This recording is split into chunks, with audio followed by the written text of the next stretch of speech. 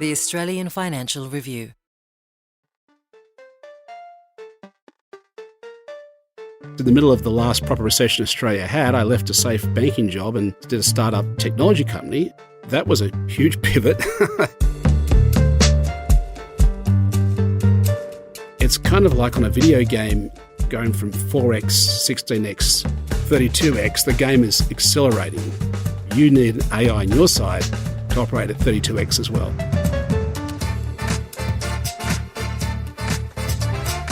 Hi, I'm Sally Patton, editor of Boss from the Australian Financial Review, and welcome to 15 Minutes with the Boss, a podcast about success and failure and everything in between, and along the way we're hoping to get some great advice from our leaders. My guest today is David Tudehope, the Chief Executive of Macquarie Technology. Hi, David. Love to see you. Thank you for coming in for your grilling, although it's not really a grilling. Thank you. Now, David, you're the CEO of Macquarie Technology, as I said, which is a $2 billion cloud services, data centre, government cybersecurity and telecoms company with offices in Sydney, Melbourne, Canberra, Brisbane and Perth. Now, on your website, I noticed that you say, the people who do best and stay the longest have a burning passion to make a difference. So you clearly aim for employees to stay for a while. Are you really passionate about staff staying around a bit? We are, and we're particularly passionate about our purpose that you spoke to there, because that is definitely something we've doubled down on and it resonates so well. Our whole business is built around the purpose of making a difference in markets that are underserved and overcharged, and we're trying to find people with that desire to make a difference, that burning passion to punch above their weight, to do something special in their career. Sounds fantastic. Thank you so much for allowing us to spend 15 minutes with the boss. We don't have much time, so I will start the clock right now. So, David, first of all, what time do you get up in the morning? What happens? Do you have breakfast at the same time every day? I get up about 6:30, but the thing that might surprise many people is that I really enjoy dropping my children to school. And why? It's a chance I have a chance to talk to them. And strangely enough, it's that weird environment where you're just looking at the front windscreen together and there's nothing else to talk about or do except to one another. It's a really special time. And over the years, I've really come to treasure that. And I've got one child left to drop to school, and my daughter and I have some really nice time together. And do you find she does open up when you're not looking face to face? Yes, and particularly so with my boys. For boys particularly, driving, looking at a front windscreen together and talking about small things, slightly bigger things. It's so much more natural, I think. And what time to get to the office? I like to try and get in about 8:15. I used to be a late stay backer. I still am at times, but I think the most important part has been effective when you're there than the hours you're there. Oh, that's interesting. So how many hours do you try and work a day so that you can be really effective? I don't really think about hours, so much quantum of hours, but more sort of how do you create a day where you're productive? Essentially, I think the question is how to maintain a focus and how to make sure your priorities don't get subsumed into a sea of recurring meetings, a sea of coordinational conversations, which really don't necessarily move the ball forward. So how do you overcome that? Well, I'm a huge fan of a book called Meeting Advantage, which talks about the absolute importance of getting meetings right, the importance of having different types of meetings rather than sort of blurring them into one. We're big fans of starting the day with a stand-up meeting, nice short meetings. The idea is talking about what's in the day ahead, what people's priorities are. That we've found super important for creating a bit of unification, improving communication, and then separating that from meetings which are based around projects and separating that from true leadership meetings. And I think quite often the challenge in business is leadership meetings get blurred with management meetings, which get blurred with tactical meetings, and it all gets sort of one big omelette. Oh, so the secret is to be very clear about exactly what that meeting is for. Exactly right. Okay, excellent. Okay, my next question. Was there a pivotal moment in your career that really shaped the trajectory of what you did thereafter or changed you somehow? If I go way back, of course, it was leaving the safe world of banking and starting Macquarie. As of course, I was one of the founders of Macquarie. And that was a huge pivot because in the middle of the last proper recession Australia had, I left a safe banking job and did a startup technology company. And also it was one of those ones where I think it was at a point in my life where I was willing to not just recognise the opportunity, but also accept that it may fail. And without a family and other obligations, it was a probably a risk I was up for. So were you really scared at the time? And you were prepared to fail, I imagine. Yeah, the way I rationalised it back then was that I thought, well, I'll get my old job back in 2 jobs' time. So I'll do this for 2 years. Doesn't work out. I'll get another job back. Won't be as good. And then I'll probably get back into where I am now. So I'll lose about 4 years of my life. Lucky it didn't fail. But it also, unfortunately, took twice as long. And I think that's the other part that for startups is always challenging, is you think it's going to be 2 years, ends up being whatever you think it's going to be, it's twice as long. But interesting that you calculated how many years your life would be, or your work life would be set back by to do the step before you do the startup. Yes, and I think for a lot of people who may not be thinking of doing it so young, but later in their career thinking, hey, maybe I should step out of my big safe corporate land and go and join a startup in a senior role, you do need to rationalise, are you up for that downside and calculating what it would take to recover. Yeah, it's good advice. I like that. Okay, David, my next question is, what is the best piece of career advice you've ever had? I take a lot of my advice, interestingly, not so much from other CEOs, although that's valuable too, but actually from reading. I just love reading biographies, and I get insights out of reading books and I guess walking other people's shoes before me. So who's given you what great advice? Well, I'm currently reading a book on Cleopatra, and a very different perspective on Cleopatra, but the challenge of, again, adapting to an extraordinarily powerful neighbour in Rome and how she steered Egypt through that. That story of how you adapt as a country, as a business, I think is very interesting. And it's one that resonates with me particularly because in our business, we're in technology and it moves so quickly. And adaptation is, frankly, the key to success. So was Cleopatra really good at that? Was that a strength of hers, adaptation? Yes, extraordinary adaptation. And because Egypt was not what it was by that time, and not only had it moved from an Egyptian-based leadership to a Greek leadership, but the power of Rome was just growing and growing despite the size and wealth of Egypt.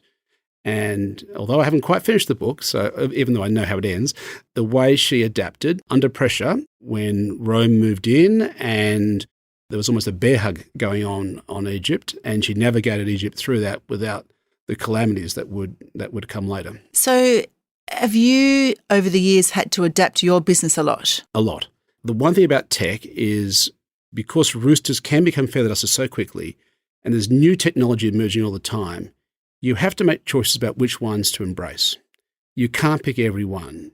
And you can make mistakes, because that happens in business all the time, but you've got to recognise those mistakes and pick something else. So what's the biggest change you've had to make? So in the world of cybersecurity and the world of cloud, there's no question that right now AI is transforming our industry. A lot of people think, AI is ChatGPT, which of course it is. AI is Copilot, which of course it is. The reality is there are a few hundred other AI companies in primarily the US that are doing extraordinary things, whose capabilities are actually more capable than the two I mentioned. And the question is, how will that play out for all our businesses? Our data center business is very clear. It's redesigned a data center that we're about to start construction on to be AI ready, which means it has been redesigned to cope with the extra power requirements and the extra hot GPU chipsets that AI uses. It would have been convenient not to redesign the data center, but that was an example where we had to go, we have an opportunity, we must adapt now, even if that means some delay. Now, stay right where you are. We're going to take a short break. When we come back, we're going to open the chatterbox.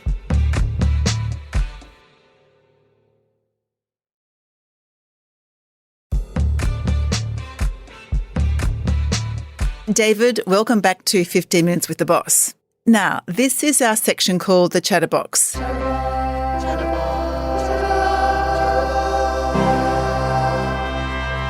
The Chatterbox is right here in front of you. It's this lovely, shiny brown box, inside which are about 15, 20 questions all wrapped up on little bits of paper. I'd like you to choose some one by one, and I will ask you to answer the question. So please have a fish. So it's like a Chinese fortune cookie, except it's a question, not an answer. Exactly.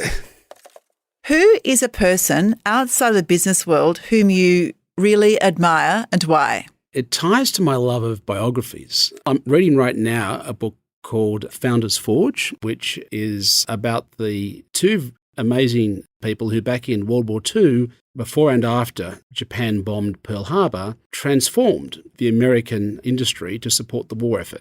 And as part of our business is in the world of cybersecurity, and we provide cybersecurity for about 40% of government departments. I've often been wondered about what happens when war is looming and then, of course, when war breaks out, that harnesses industry and speeds up decision-making, because you think it surely must have to accelerate, and it did. And this Norwegian immigrant to America called Bill Knudsen completely rebuilt the US defense industry out of something that was almost non-existent in the 1930s into one that actually helped win the war. And I just thought that is extraordinary transformation. But the way he did it as a corporate executive turned US public servant was amazing. So what was his secret to transforming it?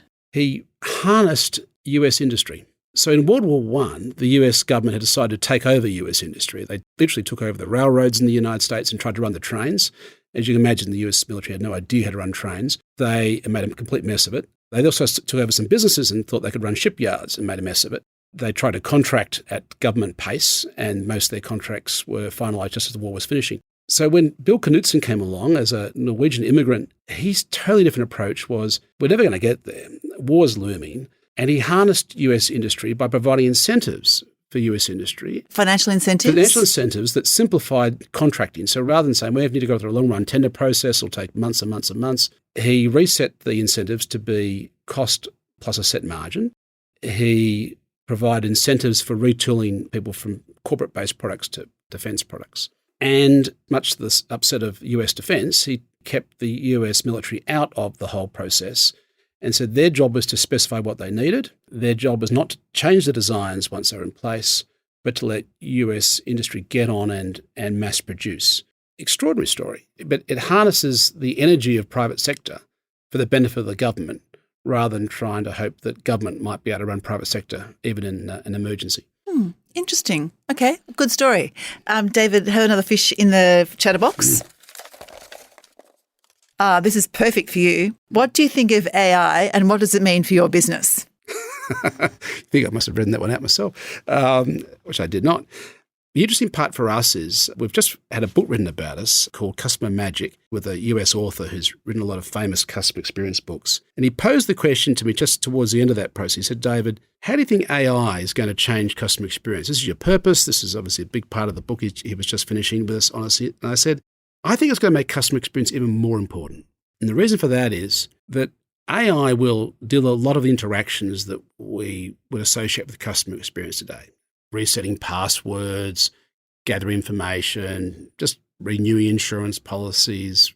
AI will really help all of that. I think it will help enormously. But when you do need to talk to your telecom company or in our case, your cloud company or your insurance company for someone else, when you do need to talk to them, and it may only in the future be once or twice a year, that interaction will be so important. It will shape that person's view of your business.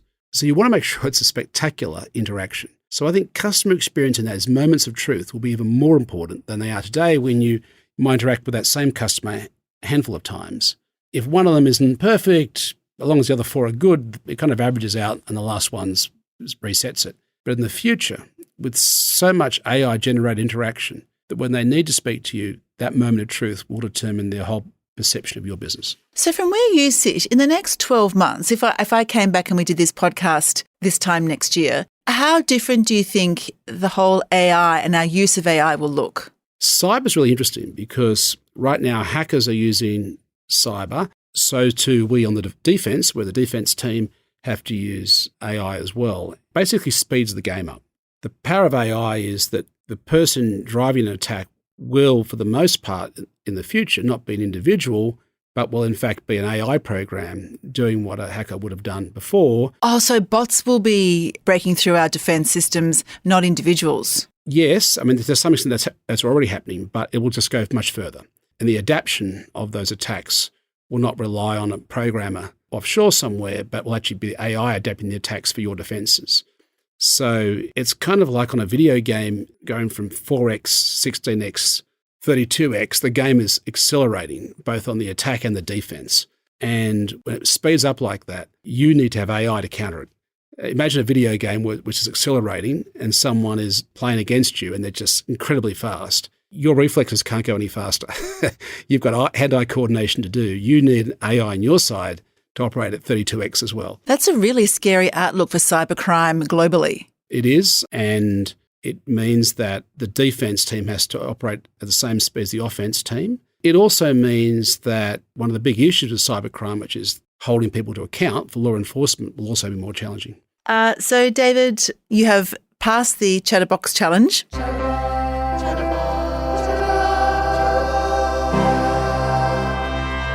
I now have one last question, and that is, if you had 12 months off unencumbered, you could do anything you liked, go anywhere you like, what would you do? This is might surprise you. I had this opportunity mid-career to have a sabbatical, and I chose to study overseas in business, which my friends and family thought was hilarious, but I actually really enjoyed spending 3 months doing case studies and thinking about what makes successful leaders. And the case study teaching method, if it's well taught, is very powerful. So where did you go? I went to Harvard and did the advanced management program with another 170 CEOs from around the world. And so if we gave you 12 months off, would you go and study something like that or study something else? Yes, right now I would do another 3-month business sabbatical like that, which for many people would be like, that's not a sabbatical, David. That's kind of like work. But actually I find it really stimulating. So was there one thing that you really took from the Harvard course that you did last time? I thought there was one particularly powerful example which I took away, it's called the Stockdale paradox. And it was based on a US admiral who was shot down in Vietnam and was spent 5 years in a Vietnamese prison camp. And he did a study of the other prisoners when he was there. And his observation, which became the paradox, was the people who believed that they were going to be out by Christmas or set some deadline for when the war would end and they'd be freed, did not make it. Setting artificial deadlines did not create the resilience people needed to get through the terrible experience. But it was the people who had an absolute belief that the war would end, that they would be released, but they set no arbitrary date, were the ones who survived that horrible experience. He calls it a paradox because to have that level of faith, yet not knowing how it would be achieved or when it would be achieved, does seem like a paradox. And I think the point being it's so true in business that quite often you don't have clarity about how it will end or when it will end. You always face challenges which you have to rise to. But having that complete belief that your purpose and your resilience will prevail, you need patience, but you don't create artificial deadlines as to when that will occur. That's great. That's really good advice. And that is our time up. David, I really love the way you have drawn a link between yourself and Cleopatra's need to adapt and your need indeed to adapt your own business. I have loved less, I must say, the idea that AI is going to accelerate cybercrime because cybercriminals will be using AI to automate and speed up their cyber attacks. And I really do hope that in your year off, you will find another great course to study. So thank you so much, David, for allowing us to spend 15 minutes with the boss. It's been great. Thank you. And thank you to everyone for listening. If you like the podcast and would like to hear more, please consider sharing the podcast or writing a review as it helps us to reach more people. And follow us wherever you get your podcasts. At the Financial Review, we investigate the big stories about markets, business and power. For more, go to afr.com and you can subscribe to the Financial Review, the daily habit of successful people, at afr.com/subscribe. This podcast was hosted by me, Sally Patton, and produced and edited by Lap Fan. Video and audio assistance, and our music theme is by Alex Gow, and our executive producer is Fiona Buffini.